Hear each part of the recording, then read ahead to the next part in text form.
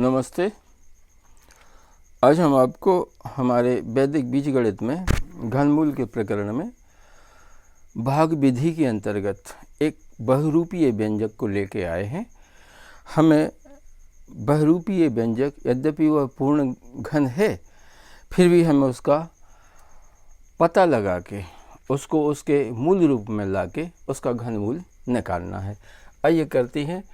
ये जो आप देख रहे हैं ना, ये व्यंजक 3x 7 धन 3x 6 धन 13x 5 धन 2x 4 धन 8x 3 धन 2x 2 ऋण 7x ऋण 5।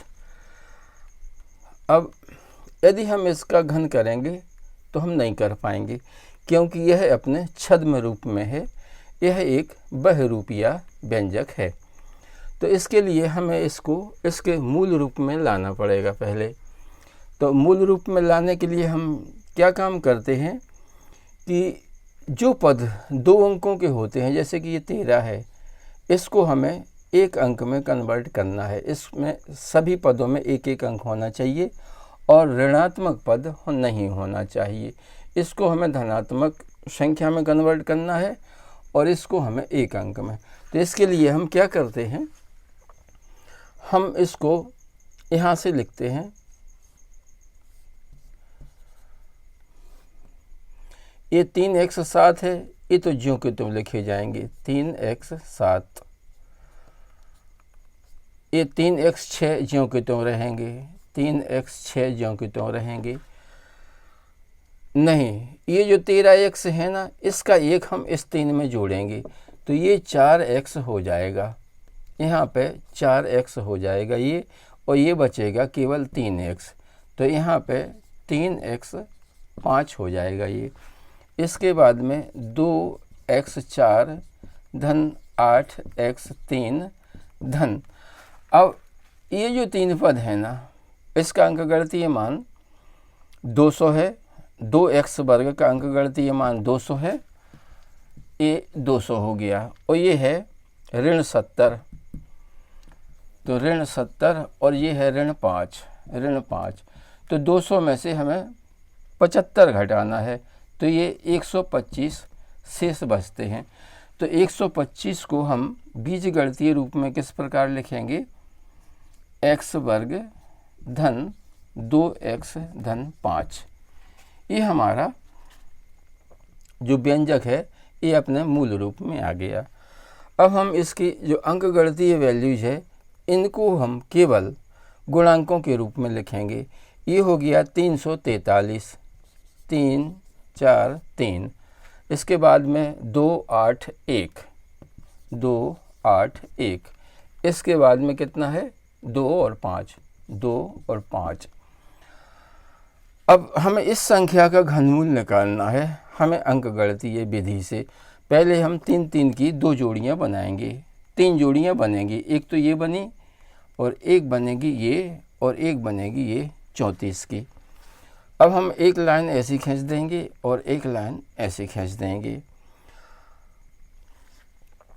अब हमें विलोकनम के द्वारा ये तो पता है कि यदि घन संख्या की इकाई में 5 हो तो घनमूल की इकाई में 5 होता है। इसकी 3 जोड़ियां बनती हैं। हमारा उत्तर 3 अंकों में आएगा। तो पहला अंक तो ये है, यदि घन संख्या की इकाई में 5 आता है तो घनमूल की इकाई में 5 आएगा ही, तो हम ये 5 लिख लेते हैं। अब हम इस पहले अंक के लिए इसका न्यून निकटतम घनमूल निकालते हैं, पहली जोड़ी का। तो इसका न्यून निकटतम घनमूल क्या है,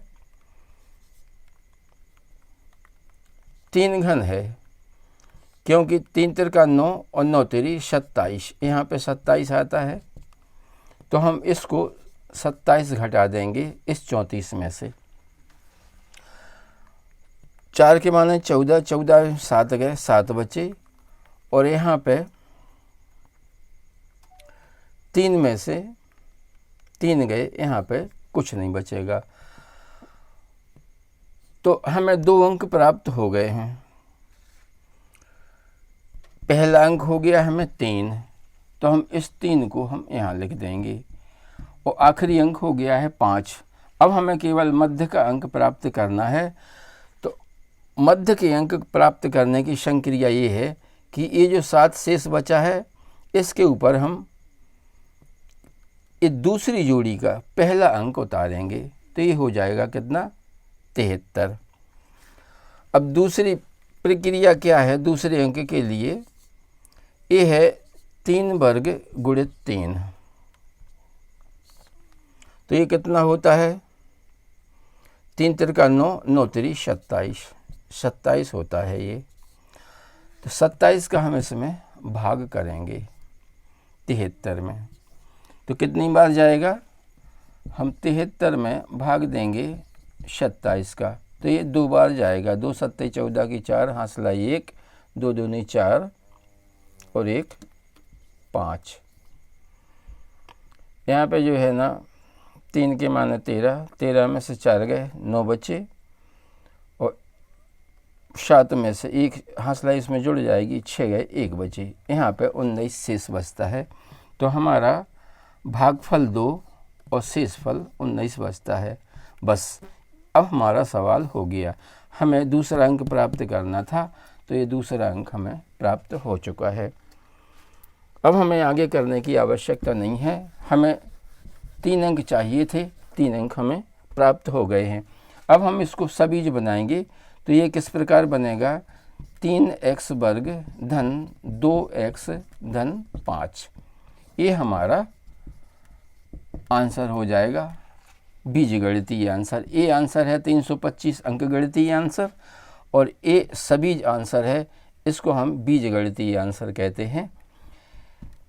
जब हम इसका घन करेंगे तो हमारी ये वाली संख्या आएगी, 34 32 81 25 जा वाली संख्या आएगी।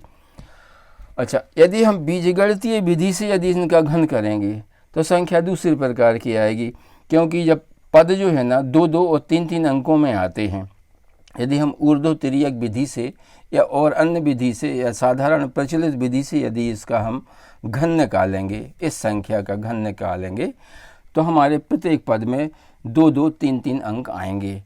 लेकिन वे अंक केवल देखने मात्र के लिए हैं, उनका अंकगणितीय मूल्य यही संख्या होता है। यदि हम उनका हासिलाइयों का समायोजन करें या घातांकों के अनुसार 0 लगा के, जैसा कि हमने पिछले वीडियो में बताया था, उस प्रकार यदि हल करें तो हमारी यही संख्या आएगी। आशा है ये विधि आपकी समझ में आ गई होगी।